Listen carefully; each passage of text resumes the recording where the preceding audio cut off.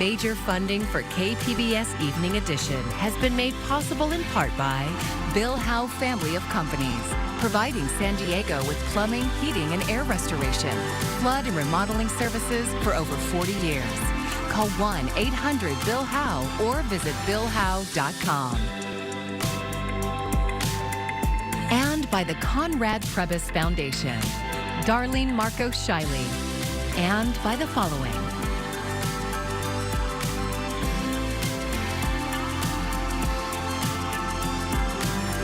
And by viewers like you. Thank you.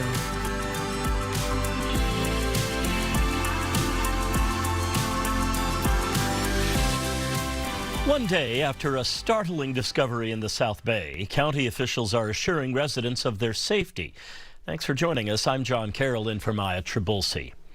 The environmental crisis along the Tijuana River Valley escalated this week after a team of researchers evacuated because of toxic gases in the air. Today, county officials told KPBS reporter Gustavo Solis that the air is safe, at least for now. Just one day after scientists sounded the alarm, county officials on Tuesday tried to ease concerns about elevated levels of toxic gas in the South Bay emanating from the Tijuana River Valley. And I want to make sure everybody understands that this is absolutely a top priority for me and for our county. County Supervisor Nora Vargas says that follow-up tests performed by the county's Hazardous Incidents Response Team showed acceptable levels of hydrogen sulfur and hydrogen cyanide. The levels are not posing a public health hazard. I want to make sure we emphasize that. Officials ordered the air quality tests after scientists at San Diego State University and UC San Diego evacuated researchers who were studying the impacts of toxic gas connected to sewage from the Tijuana River.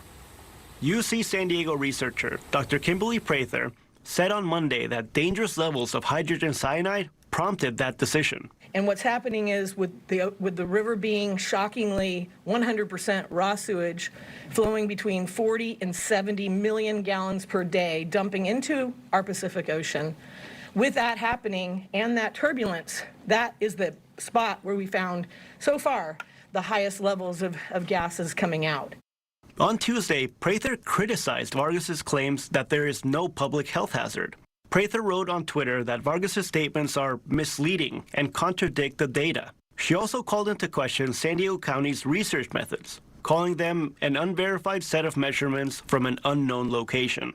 County officials did not release the results of their air readings on Tuesday morning, but the interim public health officer, Dr. Encinitas Caraquia, explained them during the news conference.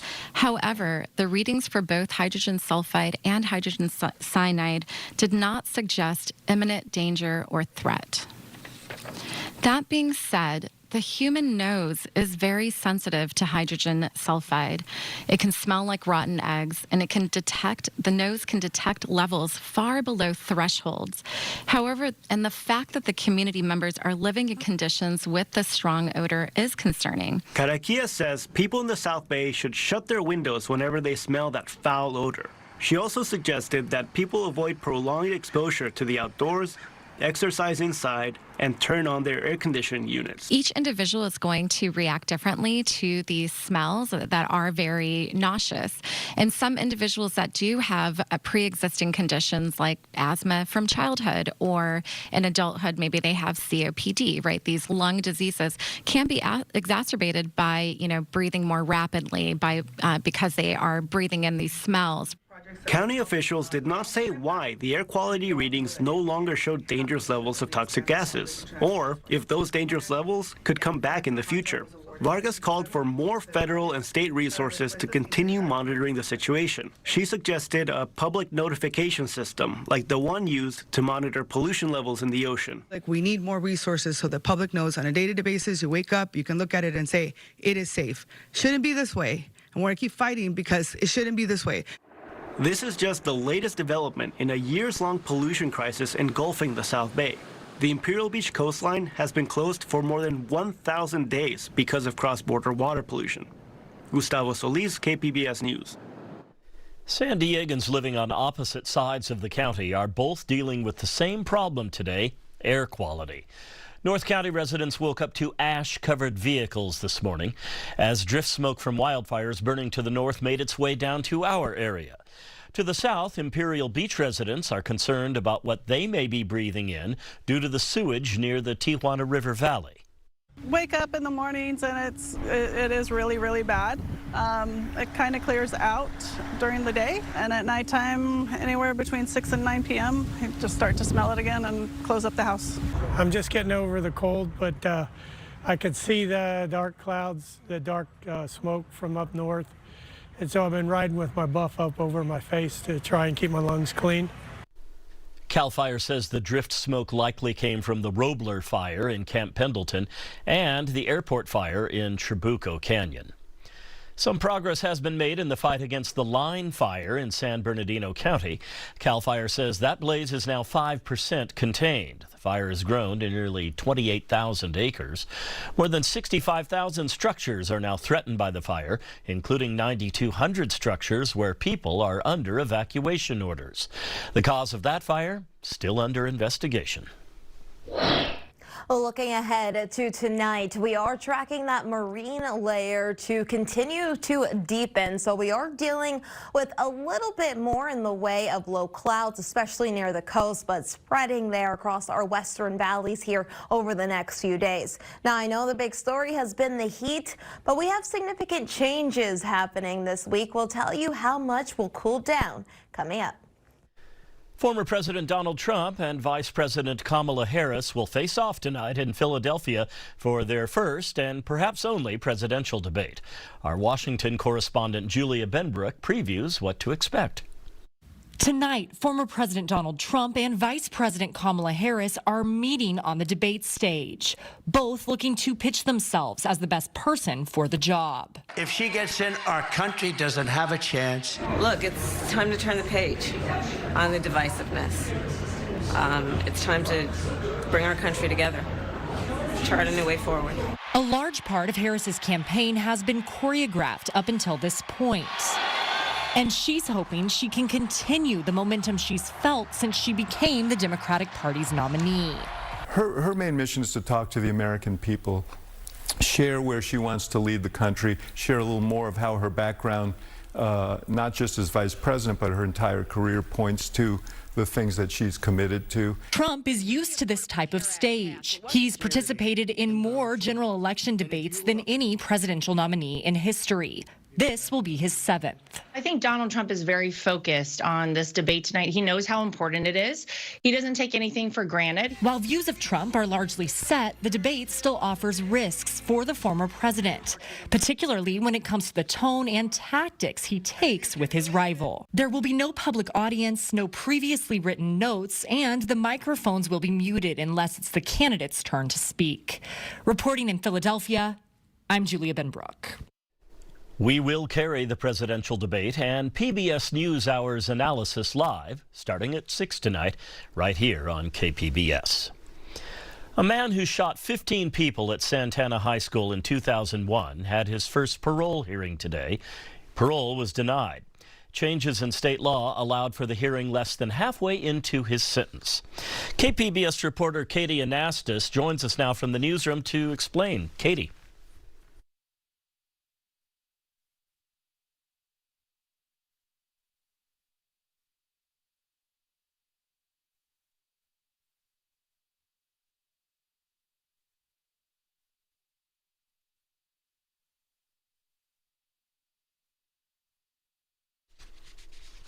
All right, we will try to get back to Katie a little later with that, the story about Andy Williams.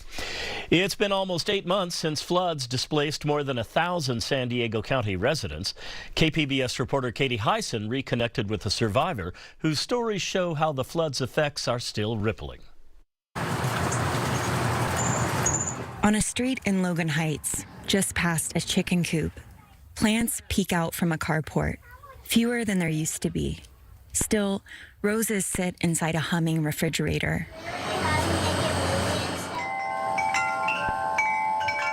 And wind chimes dangle between vases of sunflowers, Jackie Jo Lopez's favorite. Former neighborhood kids crowd around, learning to arrange them.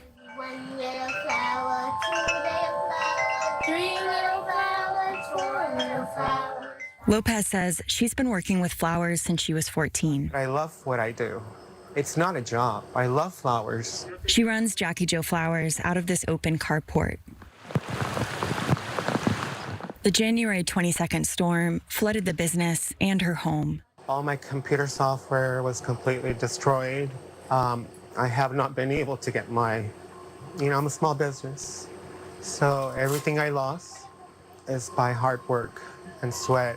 I met Lopez on February 1st at Lincoln High's evacuation shelter, just weeks before what's usually her biggest sales day of the year, Valentine's.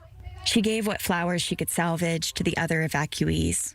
Then she joined the county's hotel voucher program, but says her mother had an accident at the hotel and they decided to live in the back of her florist van instead. We stay in the car because of the trauma she went in the accident. She fell inside the hotel and we couldn't take it no more. Lopez began tumbling through bureaucratic cracks. Moving out of the hotel early disqualified her from the San Diego Housing Commission's flood recovery program. The few $1,000s she received from her insurance disqualified her from receiving FEMA aid. And because her business license was expired when the flood hit, she was rejected for a business recovery grant. Meanwhile, she found it hard to keep filling orders. I had no idea that this was actually going to knock me off to my knees, to the point that I was not able to get up sometimes from bed because it was extremely depressing.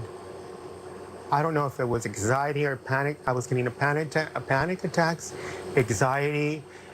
I shut down my website. I didn't want to deal with no one. I've lost so much revenue. She says before the flood, she brought in about $15,000 to $20,000 in revenue every month. Now, she says she's lucky if she pulls in $1,000. And falling income collided with a rise in rent after her landlord remodeled her home. She could no longer afford it. She began renting out her bedroom. She doesn't want to speak about where she currently sleeps, just says she's doing okay and slowly trying to grow her business again. I'm feeling much better now, and I'm doing funeral arrangements every once in a while, happy birthdays, and people are stopping by little through little, and I'm right now gonna release my website very soon, and I think we should flourish again, even if the world is in turmoil as it is. But we got to be resilient and think positive, you know? Lopez says she's met many flood survivors in worse situations than herself. A lot of people lost their homes completely. They were devastated because they were underwater. I feel more for the people that are being affected that some of them do not have insurance because they didn't have cars, a lot of these people. And they were staying in hotels, so it was very hard for them to operate. Many of these survivors might never be captured in the numbers reported by FEMA or other government recovery programs. Lopez says her neighbor was displaced, but never sought government help. My neighbor, he's 96 years old, in which he lives next to me. His house got all watered, flooded completely, and he was not staying there for 2 or 3 months because of it. He didn't get any help. He didn't go to shelters. I had no idea. With or without help, known or unknown to government agencies, Lopez says flood survivors have no choice but to keep going. 6 little flowers, 7 little flowers, 8 little flowers, 9. Katie Hyson, KPBS News. 2 iconic, one-of-a-kind homes in Encinitas are in danger of collapsing. KPBS North County reporter Alexander Nguyen shows us the efforts to save the historic boathouses. Come on in. As you come in, nice big living room. From the inside, this house looks just like any homes built in the 1920s. Here we have kind of a dining room area. And that's the kitchen.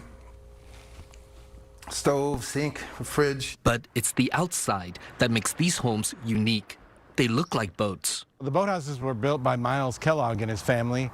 Bart Smith is the president of the Encinitas Preservation Association, which owns the boathouses. He got the inspiration to build houses that look like boats. That's what he did, and they were completed in like 1927. Smith says Kellogg got the wood for the house from either a bathhouse or a dance hall at Moonlight Beach. The way I've heard the story was during Prohibition, it was torn down and most of the lumber came, this boat builder decided to bring it up here and build these boats. And the SS Encinitas and Moonlight have been here ever since. But time has taken its toll on the homes. There are dry rot, rust stains, and peeling paint. And the Encinitas has started to list to the right. That scaffolding is what's keeping this house from leaning further to the right. The house is in danger of collapsing. It was getting concerning back in 2018, and then it just started accelerating. John Knowles is a board member of the Preservation Association. He's also a restoration contractor. He says all it takes is a big storm or an earthquake for a piece of Encinitas' history to be gone forever. But we've got a good plan to support it. This boat here is collapsing. The bow has dropped many inches, and it's more important to get some kind of shoring on that one that will allow us to redo the entire structure. But all that costs money. About $350,000 per boat.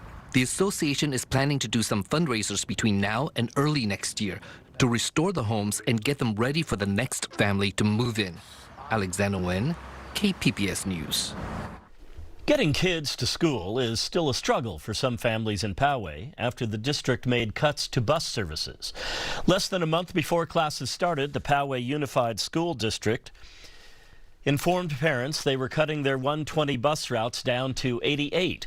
They say it's because of a shortage of bus drivers. And making the matter worse, a new state law requires high schools to start no earlier than 8:30 and middle schools no earlier than 8.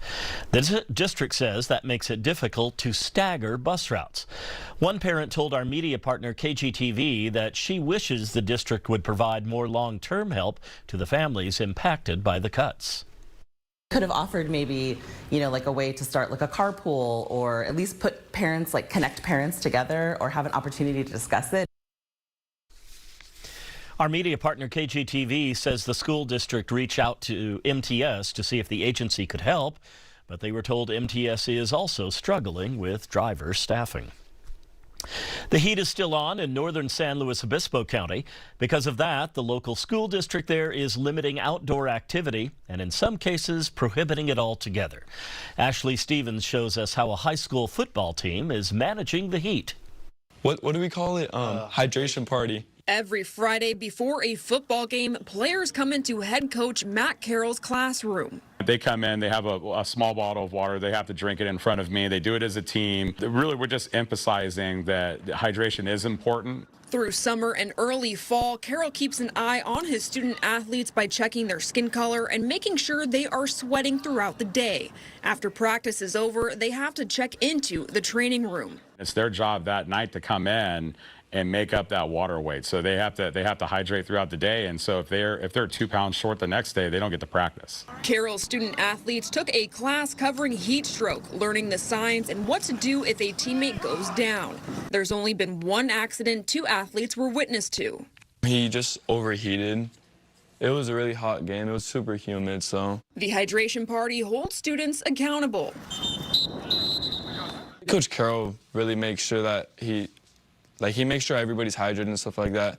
Like on game days especially, we all come in and we got to drink water in front of Coach Carroll and stuff like that. So, yeah. We're pretty on top of drinking water. When temperatures hit the 90s, students find relief in air-conditioned classrooms. I'll go through a whole, maybe like something like this kind of size. It just by the time I'm halfway through the school day. The school district has guidelines to restrict outdoor activities like recess, PE, and practice, depending on temperature and air quality.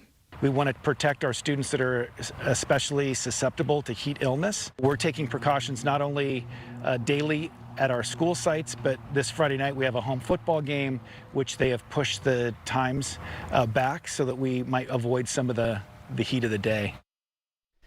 Ashley Stevens with that report. The district's heat guidelines are called Real-Time Outdoor Activity Risk, or ROAR.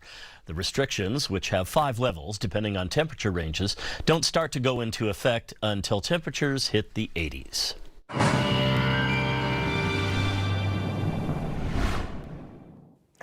Big changes here on the way for this week. I know the big story, and everyone's been talking about it, has been the extreme heat.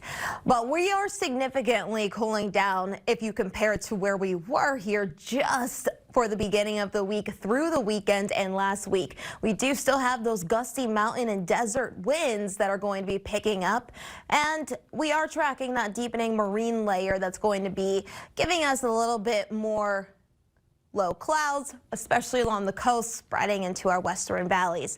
It's not the only problem that we have. We also have air quality alerts out across Riverside and San Bernardino counties. That's where we have those wildfires, and the smoke, it's pretty thick in a few of these areas. If you do smell it, that's a sign that you should try to avoid going outside. So make sure, of course, for sensitive groups especially, you are taking precautions before you have to head out. For tonight, Oceanside, you're at 63. San Diego, 66. Borrego Springs, you're dropping down to the 70s, and Mount Laguna, low 60s. I told you those big changes are on the way, especially Wednesday through Thursday. Cooler air will sink across the southwest as well. We do have a little bit more rain here across the northwest and the Intermountain West, though here we are tracking those winds to increase, and we are concerned about an increased fire danger for parts of SoCal, but really pushing through most of Nevada and across parts of the Rockies too. So just a heads up, we do have that fire weather risk, and also the good news is that that cooling demand will come down a little bit here for tomorrow and Thursday into Friday. San Diego, you're at 75 here as we head into tomorrow. Oceanside at 76, Borrego Springs 104, Ramona in the 80s. Along the coast, high is going to be staying relatively steady here. We will have a few clouds, especially early in the day and late in the day. But further inland, it's not as hot, and I know a lot of people are probably rejoicing for this. We'll have sunshine, high staying in the low 80s for the mountains. 70s Wednesday, back down to the 60s there towards the end of the week. And this is the big one, the deserts. Triple digits, be gone. We are back down to the 90s here as we head into the late week, and, well, you'll have plenty of sunshine. For KPBS News, I'm meteorologist Bree Guy. Back to that earlier story now. A man who shot 15 people at Santana High School in 2001 had his first parole hearing today. That parole was denied. Changes in state law allowed for the hearing less than halfway into his sentence. KPBS reporter Katie Anastas is still in the newsroom, and she has more for us. Katie? Well, John, 15-year-old Andy Williams killed 2 students and wounded 13 other people in March 2001. He was sentenced to 50 years to life in prison. This was the first time Williams has had a parole hearing since the shooting. He's now 38 years old. Victims and their families were allowed to speak during the hearing. Tim Estes was one of the people wounded that day. He was a student teacher at Santana High School at the time and spoke to our media partner, KGTV. He just randomly went after people that did nothing to him. He did the ultimate, sin type of thing. He can't. I mean, how do you talk to those parents that you took their child? California state law changed sentencing guidelines for juveniles who were tried as adults and received life sentences.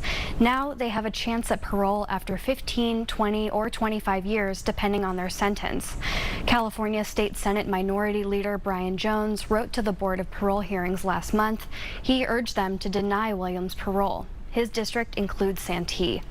He wrote, quote, "After taking the lives of 2 innocent high school students, wounding 13 others, and causing a lifetime of pain and trauma for the Santee community, I find it inconceivable that Williams would be released before even half his sentence is complete," end quote. Williams will be eligible for parole in 3 years. Katie Anastas, KPBS News.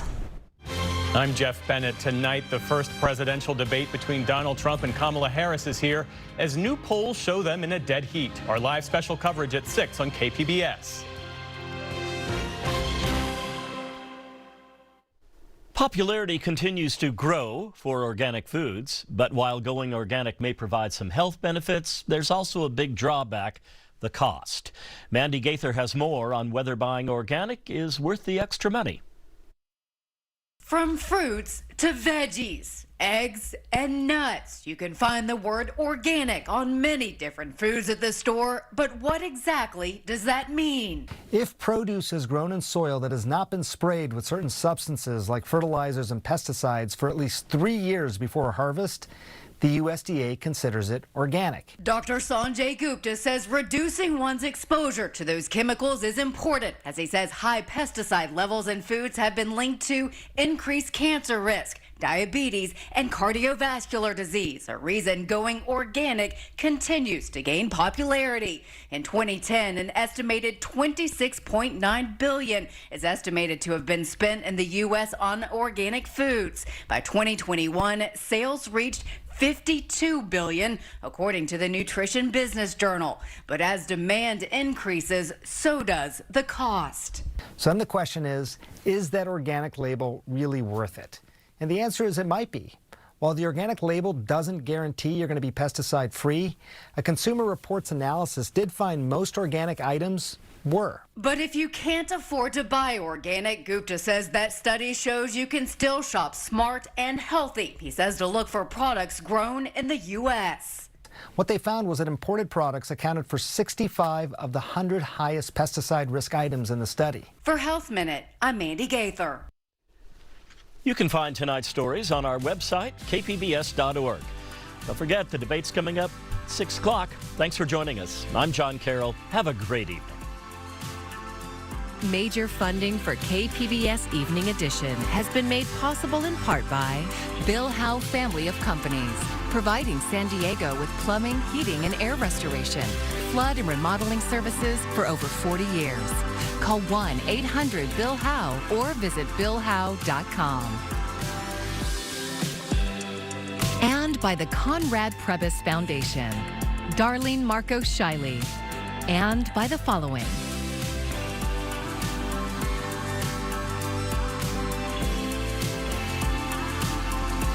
And by viewers like you. Thank you.